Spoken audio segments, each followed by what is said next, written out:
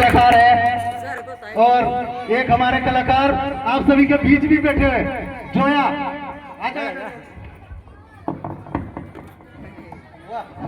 तुम्हारा ओके कर वो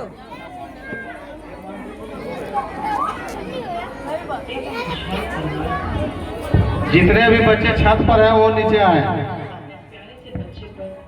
अरे इधर बैठ जब लगा हुआ है इसके बावजूद भी खड़ा हो रहा है तुम लोग यार।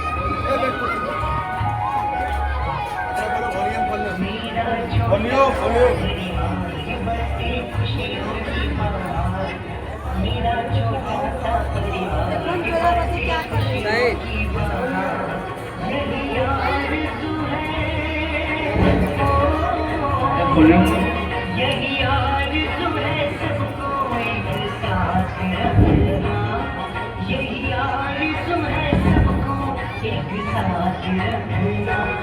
प्रभु तेरी कृपा हम पर बरसाते रहना, प्रभु तेरी कृपा हम पर बरसाते रहना, प्रभु तेरी कृपा हम पर बरसाते रहना, प्रभु तेरी कृपा हम पर बरसाते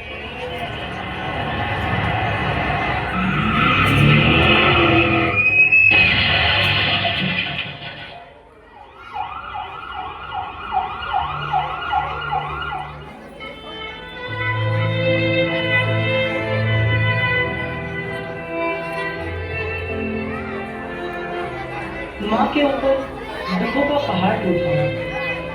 बच्चे की परवरिश के लिए उसने लोगों के घरों में जूठे बर्तन मांजे, कपड़े धोए, लेकिन अपने बेटे को कभी कोई कमी महसूस होने लगी। चंदा है तू, मेरा सूरज है तू, मेरे आँखों का तारा है तू।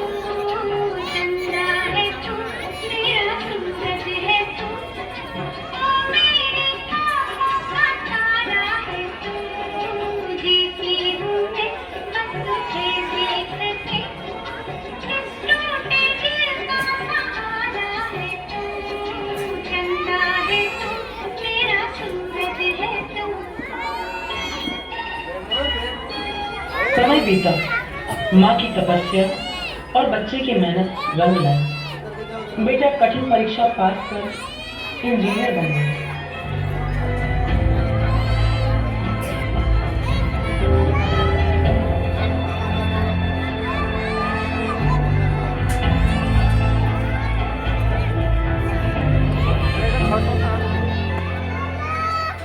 माँ क्या कर रही हो?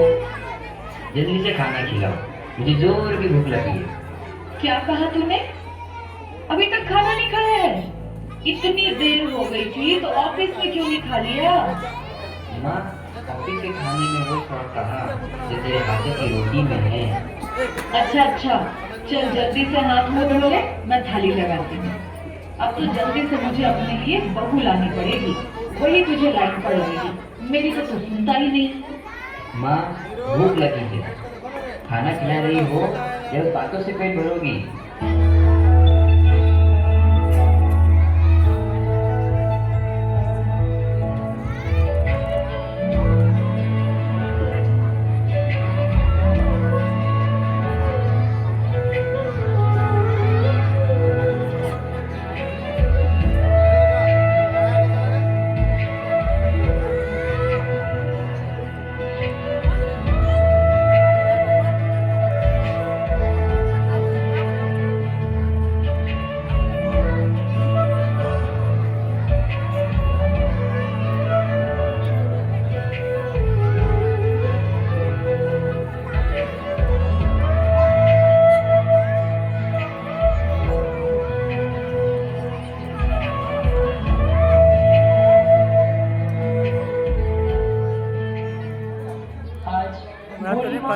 बड़ी खुश है, उसके घर बहू जो आ रही है।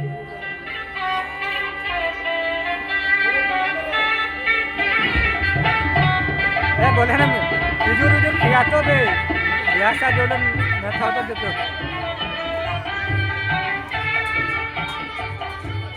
लेकिन ये खुशियाँ ज्यादा दिन तक टिकी नहीं।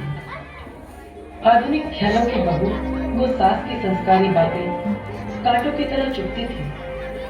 आए दिन वह माँ को खरी खोटी सुनाती और शाम को अपने पति के कान भरती। दीपा, कहाँ हो तुम? दीपा, क्या हुआ? तुम रो क्यों रही हो? अरे कुछ बोलो तो।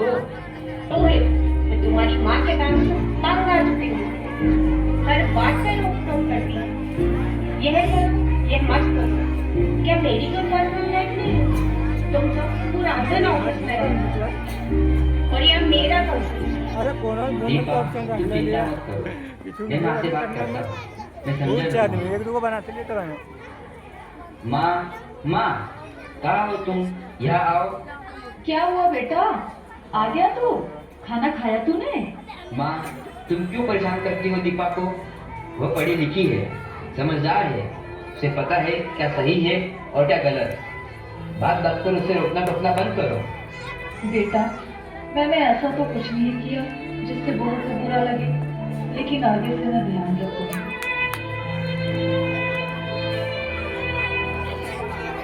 लेकिन सास बहू का कदम दिनों दिन बढ़ता रहा और एक दिन दीपा, कहाँ हो तुम?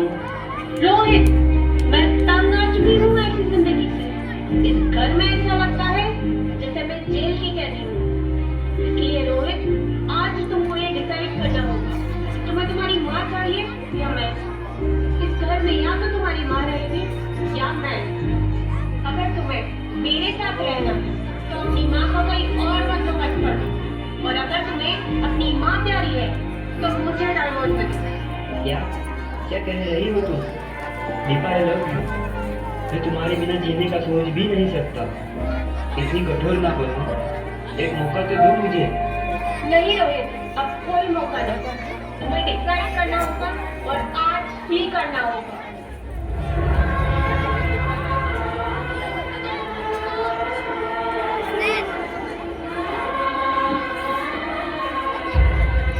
इन्हें रखना उन्हें चलिए।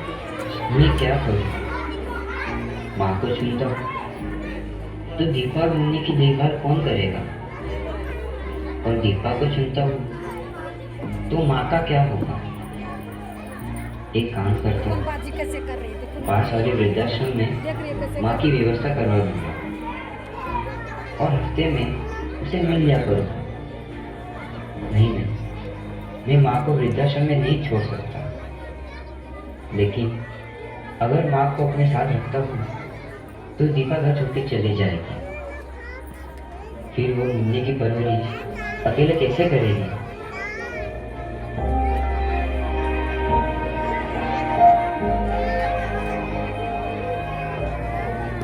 आज मेरे जीवन में यह कैसा कठिन दिन आया है, मुझे समझ नहीं आ रहा है मैं क्या करूँ। बेटा, तू इतना क्यों सोचता है? मुझे वृद्धाश्रम में छोड़ दे और खुशी से अपनी जिंदगी जी।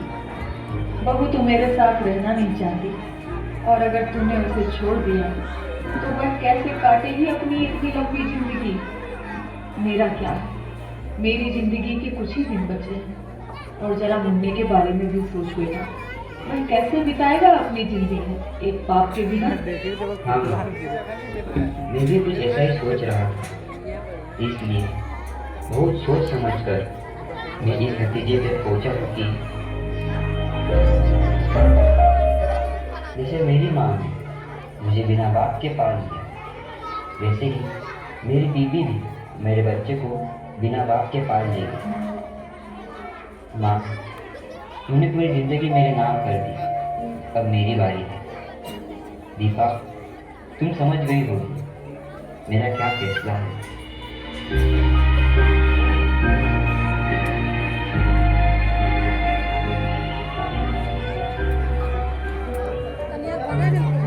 हाँ, और तो ने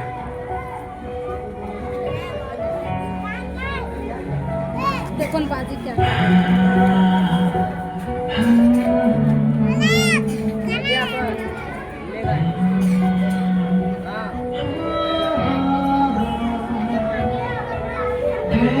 तेरी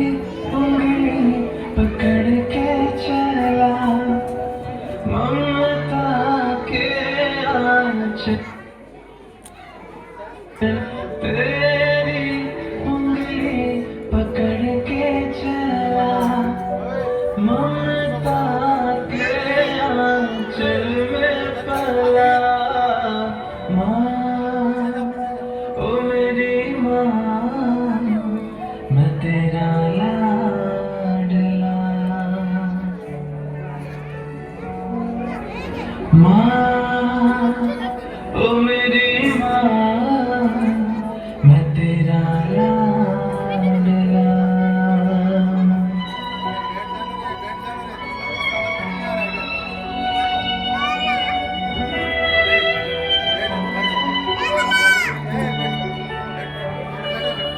बन के तेरा साया मैं तुझको थाम लूं, उठ के रब से पहले मैं तेरा नाम लूं।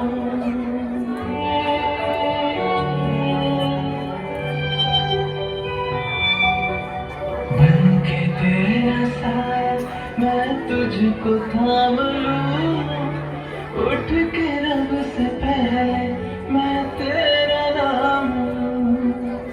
रखूं तुझे पलकों तले, पूजा करूं तेरी, तेरे सिवा तू ही बता क्या जिंदगी मेरी।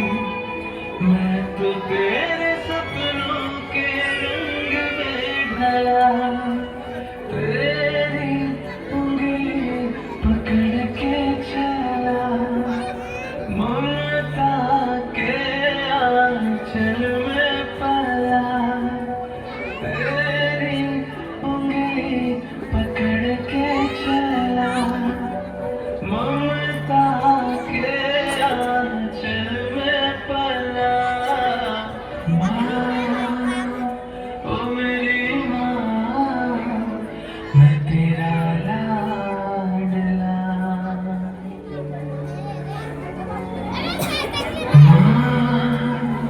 ओ मेरी माँ, मैं तेरा लाडला। माँ, ओ मेरी माँ, मेरी माँ, ओ मेरी माँ।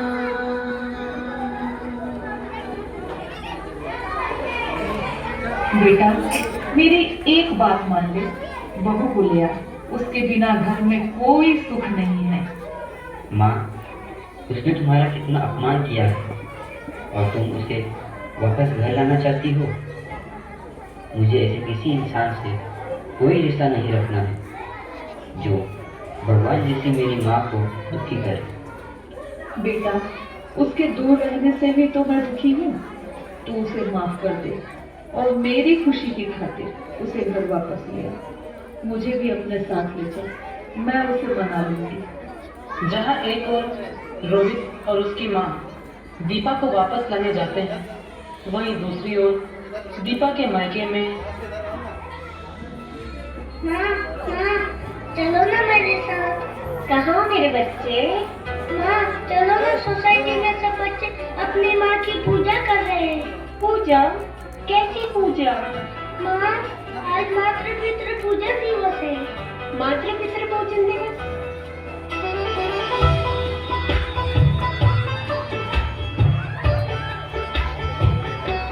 बहन जी, आप लोग ये सब क्या कर रहे हैं?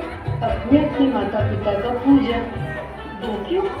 बहन जी, क्या बताऊं, जब मेरी शादी हुई थी, मैं अपनी सासू माँ को बहुत परेशान किया करती थी। ये हमेशा मुझे अच्छी अच्छी बातें बताती, पर मुझे बिल्कुल अच्छा नहीं लगता था। मैं उनसे घर का सारा काम करवाती और बदले में मुझे खड़ी खोटी सुनाती, लेकिन मेरी सासू माँ सब कुछ सहन कर देती। आखिर एक दिन मैंने और मेरे पति ने उनसे अलग रहने का फैसला किया, तो उन्होंने हमसे 2 महीने का समय मांगा और 2 महीने बाद क्या हुआ 2 महीने बाद? वो हमें छोड़कर हमेशा के लिए चली गई।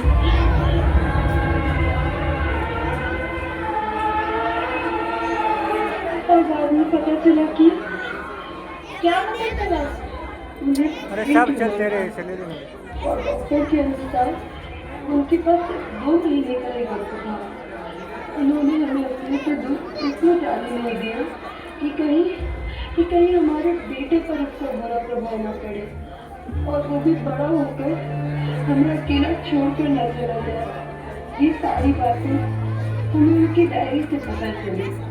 तब से हम अपने पापों का प्रायश्चित करने के लिए पूज्य संत श्री आशाराम जी बापू द्वारा प्रेरित मातृपितृ पूजन दिवस जगह जगह मनाते हैं, ताकि बच्चे अपने माता पिता का अपमान करने का पाप न करें। माता पिता तो मनुष्य के रूप में भगवान होते हैं, वो हमें अपने समझ में। मैंने भी अपनी सासू माँ को बहुत दुख दिए हैं, अब और नहीं। दीपा, मेरी बेटी, चल अपने घर वापस चल। माँ,